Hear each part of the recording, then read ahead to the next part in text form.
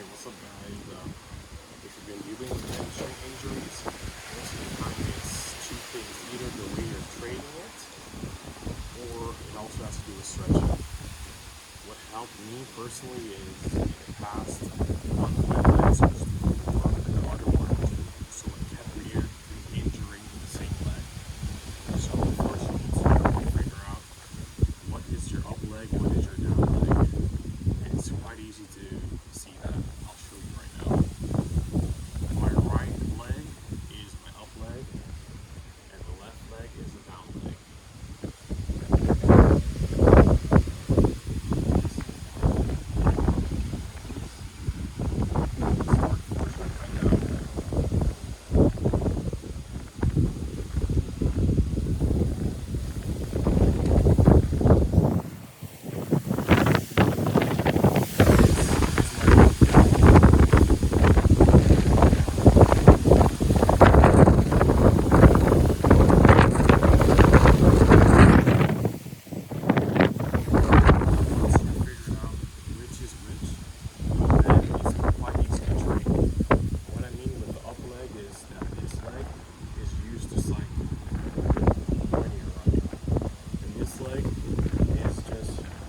Focused on going down.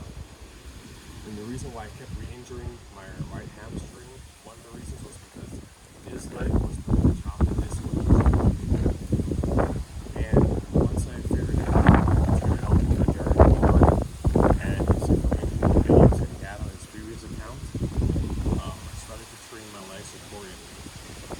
So an example of training the down leg would be something like this.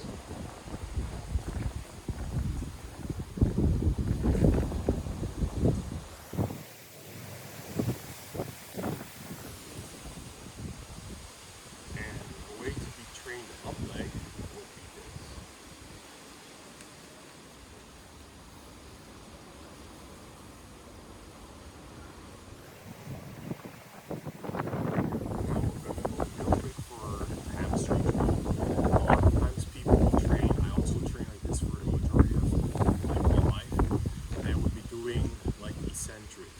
Slow eccentrics by doing, like, Nordic hamstring curls or that type of stuff. And actually the job of the hamstring is not really to lengthen, it's just basically to stop the leg. Once I stop training like that, and also I stop stretching my hamstrings, everything worked fine. Another reason why you might also get like tight hamstrings might be because your glutes aren't activated or they're not firing. So another muscle is going to do that same job. Now I'm going to show you a way to train the hamstrings.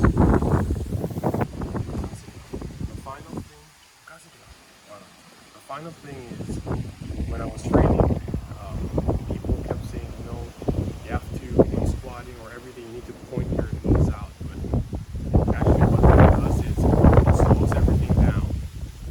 slows everything down. So when you squat, put your legs out. That movement is for slowing, it's for decelerating. But when you're sprinting, you're not trying to decelerate, you're trying to accelerate. And what I had to do was to work on my hip internal rotation. So once the hip internal rotation got better, then it also helped, of course, for starting. I'm still working on that because, as you get tired, for me personally, I don't always have the energy to properly start correctly. So, but once you have everything done, during the start, it should look like this.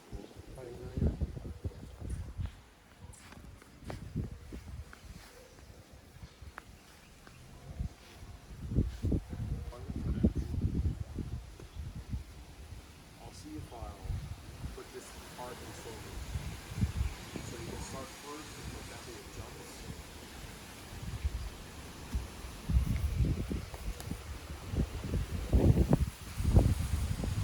You got that done at one of the ways to warm up, you can eventually just do like some starts.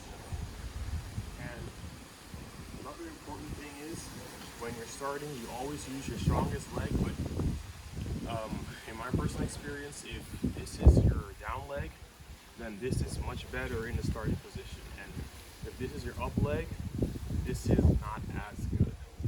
I'll show you